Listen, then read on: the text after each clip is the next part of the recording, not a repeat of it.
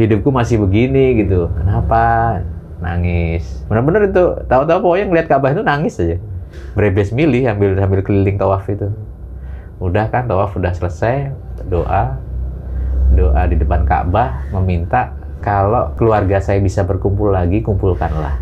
Tapi kalau memang sudah nggak bisa, ya wes sudah, saya terima gitu kan. Terima dengan ikhlas gitu.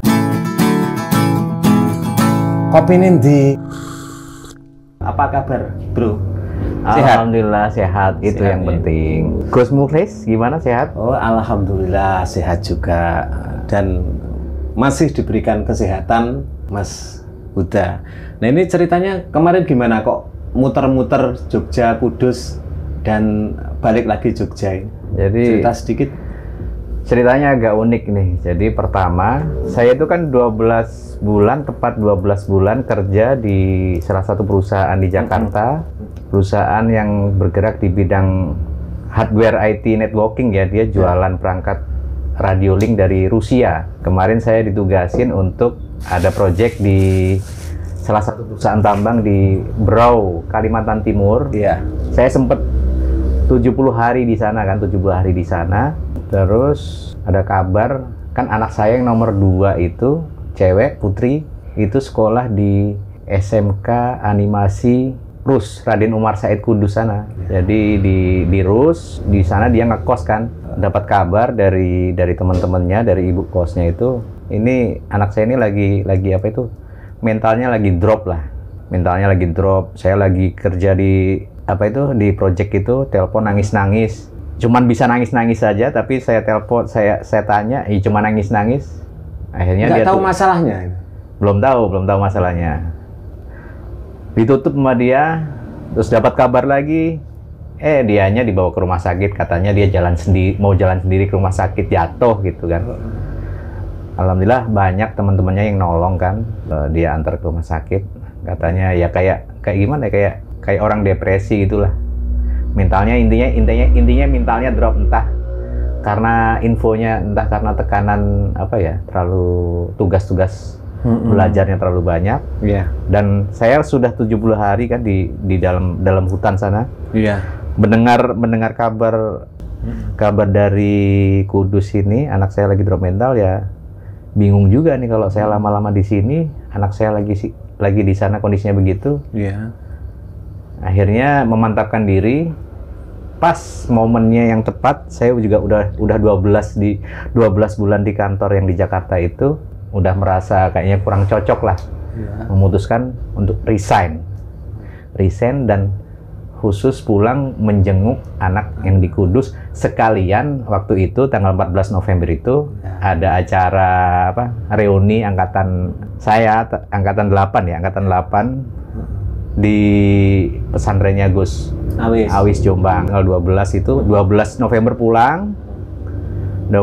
pulang langsung ke kantor, tanda tangan, menyerahkan semua apa istilahnya, perlengkapan kantor yang saya bawa waktu project, serah terima, tanda tangan, dan bos bebas. mengundurkan diri, bebas kan. Jadi merdeka. Jadi momennya itu serba tepat itu.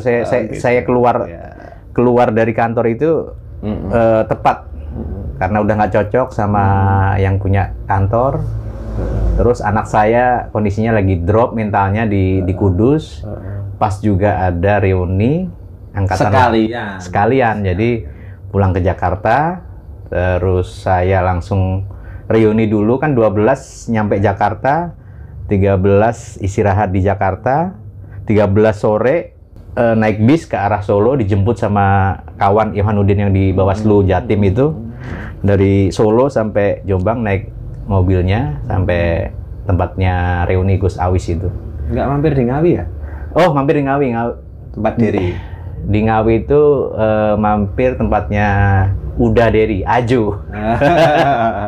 Bareng sekalian ya. Di situ kita barengin sekalian. Oh, sama sekalian barengin ini. Ada angkatan kita yang di kepolisian Madiun, namanya Mas Hudi.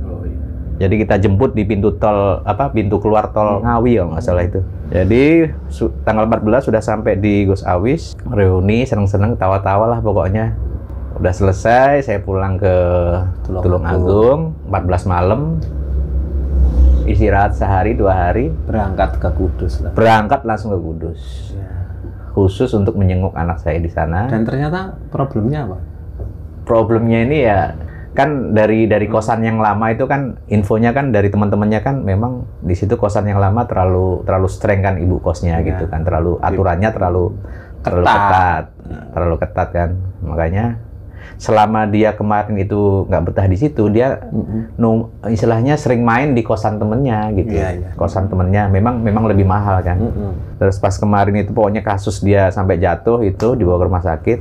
Akhirnya saya putuskan, ya udah kamu kalau senengnya di kosan kamu yang sering main itu, ya sudah pindah ke situ. Pindah saja di situ. Karena kan anak-anak seusia itu kan masih labil dan kadang-kadang kecocokan teman juga pengaruh. Iya. Akhirnya saya putuskan, ya udah kalau mau di kosan yang itu karena kamu sering main di situ, monggo. Dan alhamdulillah bapak kosannya yang baru itu sangat welcome lah, istilahnya mau nolong Kiki, mau nolong anak saya, mau jemputin barang-barang, mindahin dari kosan lama ke kosan yang baru gitu. Tadi anaknya ceritanya depresi. Itu sebenarnya perjalanan hidup Mas Huda ini kan saya melihatnya agak naik turun ya, bukan di bisnis pun juga naik turun kan. Nah di keluarga saya dengar ini Mas Huda ini menduda selama 12 tahun. Kalau saya ya nggak bisa bayangin. 12 tahun tuh masih pakai sabun. sabun colek mana? Sabun colek. Nah kira-kira sebenarnya ceritanya gimana? Ya flashback ya. Flashback sedikit lah. Dulu memang nikahnya nikah muda kan, nikah muda tahun 2021 lah. 2021 apa 2001? 2001 menikah. Ya. 2001 menikah, tapi aku lulus kuliah sarjana itu tahun 2005. Menikah dulu. Dan dari 2001 pernikahanku dengan mantan istri itu sampai 2009. Jadi berapa tahun tuh? Ya 8 tahun. 9. 2001 8 tahun. Ya 8 tahun lah. Di situ perjalanan kita mendapatkan 4 anak perempuan lah. Anak perempuan. Ini enggak pinter nih karena kalau dapat anak perempuan tuh posisinya gitu-gitu aja terus. Iya lah, posisinya gitu-gitu aja lah. Kurang ini ya, kurang variasi. Ya. Karena anaknya perempuan terus. Jadi ya masalah rumah tangga akhirnya tahun 2009 tuh atas ya kehendak Allah juga sih, takdir Allah. Padahal ya tahun-tahun sebelumnya tuh udah menahan, istri kan minta bisa. Tak tahan dulu sampai punya anak 4. Akhirnya di tahun 2009 itu problemnya yang paling parah apa sih sebenarnya? Kok bisa minta gitu? Apa ya? Ya ekonomi sih bukan sih menurutku. Bukan ya. Ya mungkin ya ketidakcocokan kali. Ketidakcocokan atau kurang kuat. Kurang minum obat kuat ya. Ini mungkin lah. Kalau mantan istri itu kan memang ini ya. Dulu kan ketemunya aku sama dia tuh di teater. Artis lah. Ketemunya di teater. Dia pemain teaternya, saya di pemain musiknya, pemain musik teater gitu. Dia ya banyak temen, modelnya dia tuh banyak temen, mudah bergaul, temen cowoknya banyak, gitulah. Pokoknya dia tuh sering kalau lagi kumpul itu modelnya dia paling banyak yang cerita gitu. Dominan. Iya. Suruh misalkan cerita lucu-lucu apa-apalah. Bisa, pinter gitu. Terus Mas? Ya kalau menurutku sih ya bukan masalah ini sih, bukan masalah ekonomi sih. Ya, mungkin ya tidak cocok aja lah. Mungkin. Tidak cocok. Nggak ketemu. Nggak sepaham. Nggak sepaham lah. Akhirnya ya memutuskan pisah di tahun sahnya itu tahun 2009. 2009 pisah. Itu berapa bulan kemudian setelah masa idah dia itu dia langsung memutuskan menikah lagi. Menikah lagi dengan temennya lah. Dengan temennya mendapatkan 2 anak laki-laki. Tapi di akhir-akhir sebelum lahir anak laki-laki yang kedua dengan istrinya, dengan suaminya yang baru itu, kapalnya udah pecah lagi nih, pecah lagi, pisah mereka. Kapalnya oleng dan pecah. Oleng pecah, bahkan salah satu anak kedua dari suami setelah saya, itu kan suami dia itu udah pergi kan, udah pokoknya pisah, pergi. Menjelang lahiran itu, ya tak sempat kan datang ke rumah sakit untuk menjenguk dan ngasih motivasi. Ya udah, aman lah pokoknya, ada yang jagain. Artinya sebegitunya ya, walaupun sudah disakiti tapi masih bisa, ya walaupun sudah bisa bercerai tapi hubungannya masih baik karena ya, masih mampu melihat calon anak yang bukan anak sampean kan gitu. Jadi kan anaknya lahir, ya kondisinya kan mereka udah pecah kan, udah nggak berstatus suami istri kan. Anaknya yang kecil itu kayaknya ya butuh perawatan, maksudnya butuh siapa yang akan ngerawat dia gitu. Anaknya yang pertama kan dari setelah pisah sama aku itu kan, terus nikah lagi dengan yang baru itu menghasilkan 2 anak itu. Yang pertama itu udah dititipin ke bulenya dia. Ya. Nah, yang kedua sebelum lahiran udah pecah, jadi udah pergi tuh. Terus sekarang anaknya yang kecil? Anaknya dulu pokoknya ya akhirnya ditarik ke Ciputat, ke rumah orang tua istri di Ciputat itu. Waktu itu Mas Huda masih di sana ya? Ya jadi waktu 2009 itu kita pisah, sah secara hukum lah. Ibu mertua pesen, ini kamu anak kamu cewek semua, ya.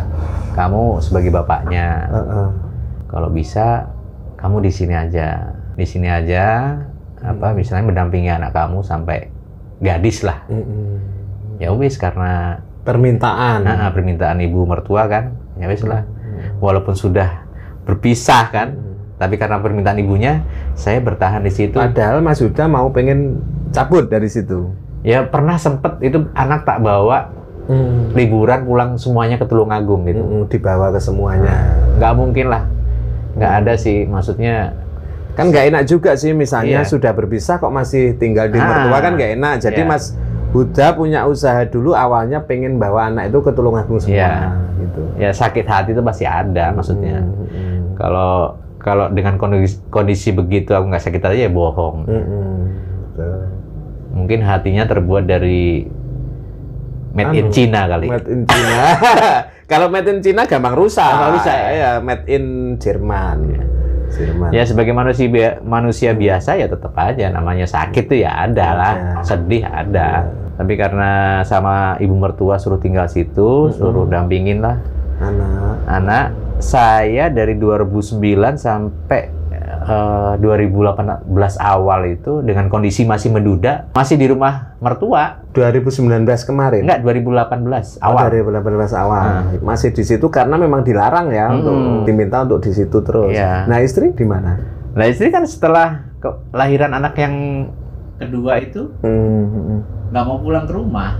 Dia ngekos di daerah Pamulang sana. Padahal diminta orang tuanya pulang juga. Ya udah secara pribadi udah tak suruh pulang gitu, maksudnya pulang dulu lah ke rumah gitu, rawat anak-anaknya. Nggak mau, nggak ada respon. Tahun berapa ya? Tahun 2018 tadi. Oh, 2018 itu pokoknya dia dari tahun 2009 dia kan pokoknya nggak pulang ke Ciputat, ngontrak di luar gitu. Iya. 2017 itu sama ibu gua aku sempat disuruh ini umroh 2017 ya. Sama ibu mertua atau ibu? Enggak, ibu kandung dari Tulungagung. Iya. Jadi disuruh umroh sama mas saya nomor 2. Saya kan anak ragil kan. Mas saya nomor 2, 3 bersaudara nih. Terus sama kakak ipar lah. Suami dari mbak saya nomor 1. 2017 umroh. Nah, waktu umroh itu ya kan ya kita melakukan tawaf itu kan. Ya tawaf saya sambil nangis. Nangis gitu, maksudnya kok hidupku masih begini gitu. Kenapa? Nangis. Benar-benar itu tahu-tahu pokoknya ngeliat Ka'bah itu nangis aja. Berebes milih sambil keliling tawaf itu. Udah kan tawaf udah selesai, doa. doa di depan Ka'bah meminta kalau keluarga saya bisa berkumpul lagi, kumpulkanlah. Tapi kalau memang sudah nggak bisa, ya wes sudah, saya terima gitu kan, terima dengan ikhlas gitu. Apapun yang terjadi, semoga ya apapun jawabannya nanti ya akan baik-baik saja lah. Gitu.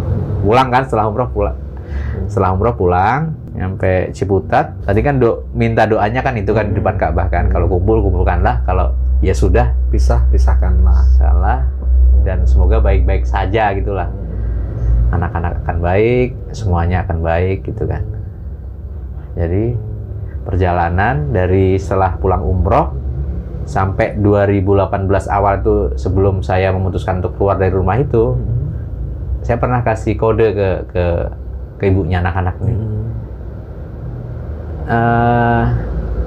Pulanglah ke rumah, urus anak-anak. Gitu.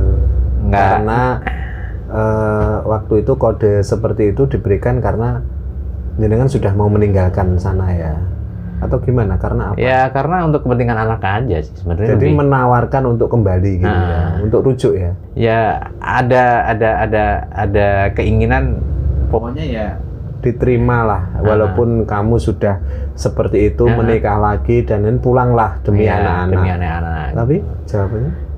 Ya slow respon, nggak ada respon. Dia masih tetap memutuskan untuk nggak mau kembali ke rumah, dia masih ngekos.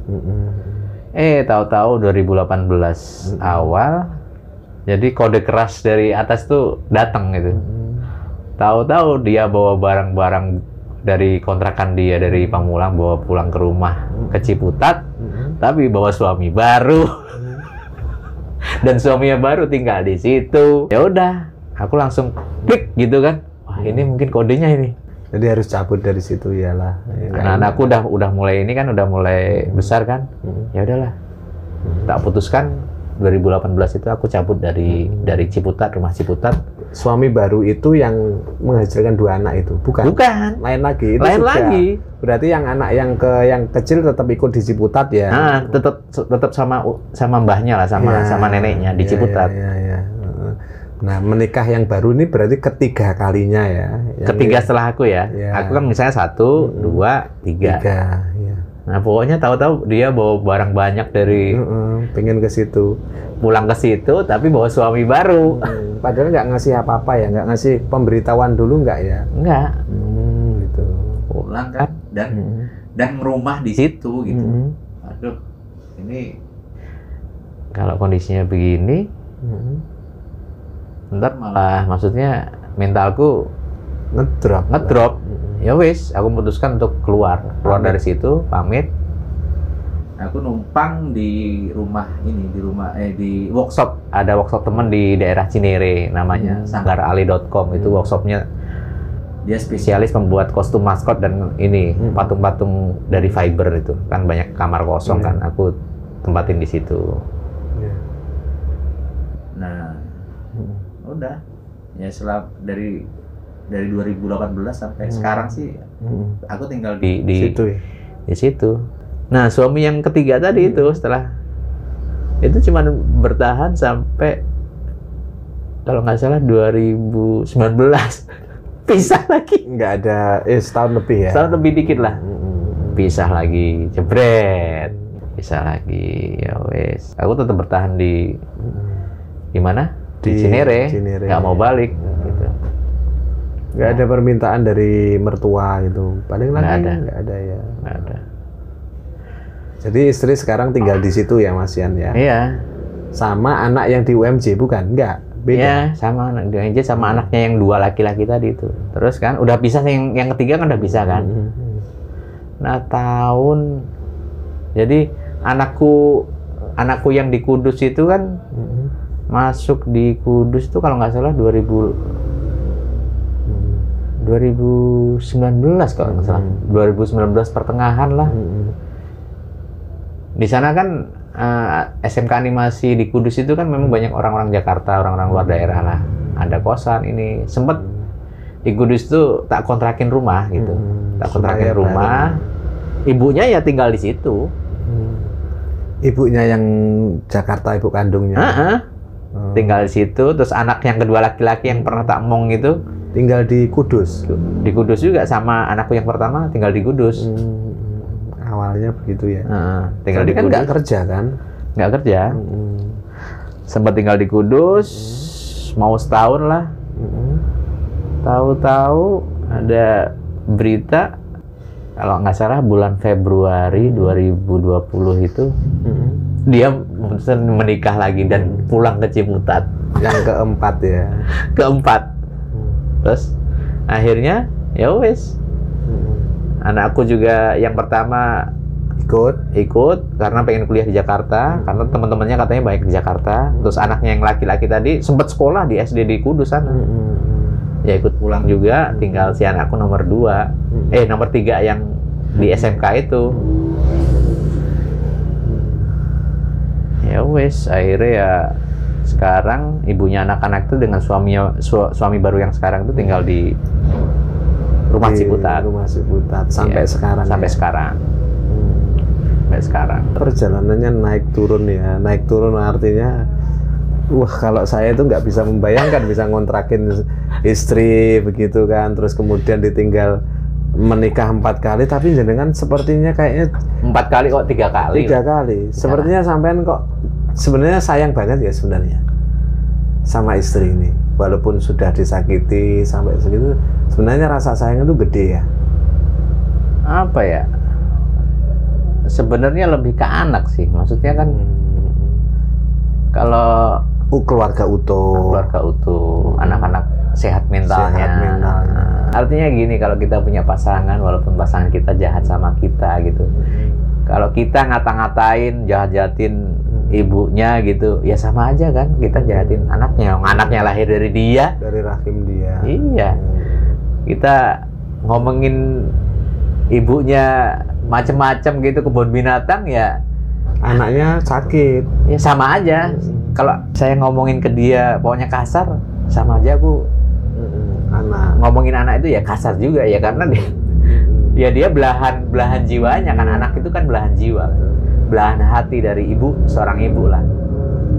Jadi aku maksudnya sampai sebegitunya itu ingin apa ya, mempertahankan lah supaya anak itu nggak broken home gitu loh, nggak kocar kacir gitu lah. Karena banyak contoh kan kalau keluarga broken home itu ya korbannya kebanyakan anak-anak gitu, yang anaknya nakal, nggak karuan. Nah aku nggak pengen seperti itu. Tetap maksudnya walaupun begitu ya tak fasilitasi terus lah. Ibunya maunya gimana, ayo. Pengen tinggal di Kudus, ayo.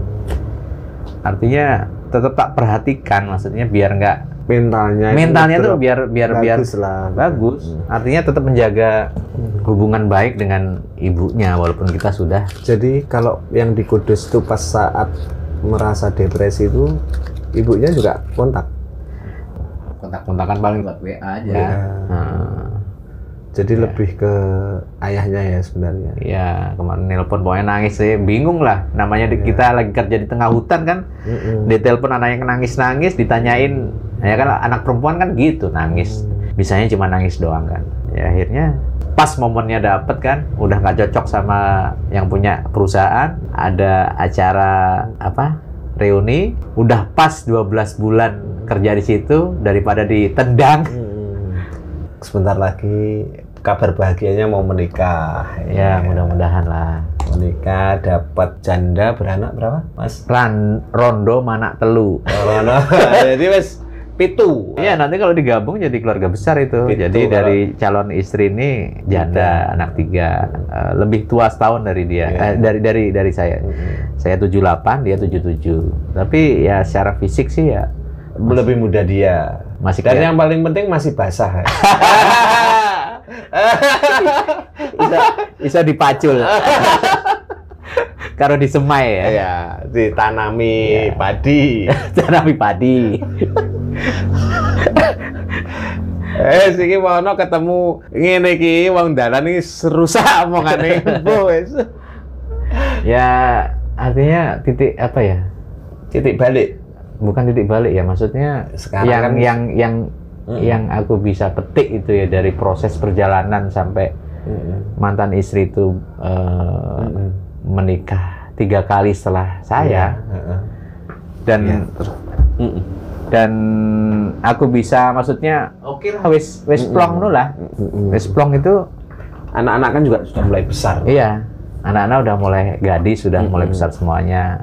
Jadi aku nggak perlu lagi ngantar ke sekolah, inilah. Pokoknya bapaknya golek duit lah. Golek duit, anaknya perlu mobil banking, transfer gitu ya. GoPay, OVO. Iyalah, yang penting kan sumbernya penuh kan. Kalau sumbernya penuh, no problem lah gitu. Iya.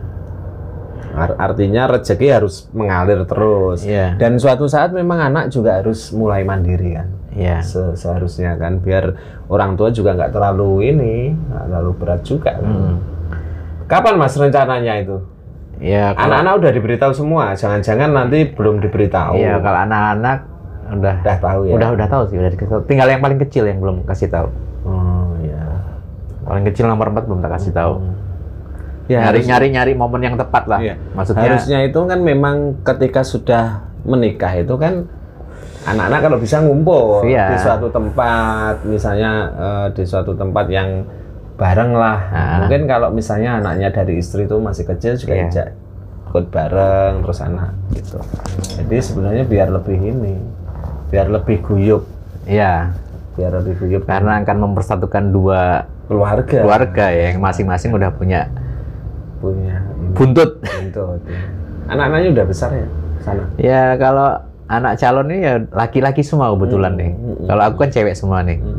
Laki-laki semuanya, yang nomor 1, 2 udah kerja, yang nomor terakhirnya itu bontotnya dia itu masih kelas 2 SMA. Oh gitu. Lagi ya.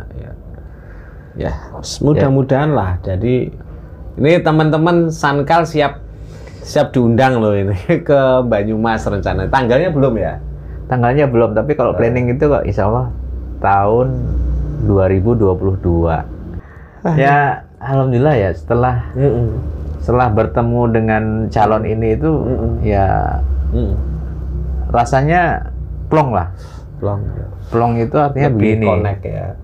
Plong itu artinya gini, dulu waktu belum bertemu dengan ini, belum jadian lah. Kalau aku pulang ke Tulungagung itu artinya ketemu ibu tuh malu. Malu ditanyain gimana kapan nikah. Jadi kayak ada yang mampet gitu, ada yang inilah. Yang mampet nggak keluar 12 tahun.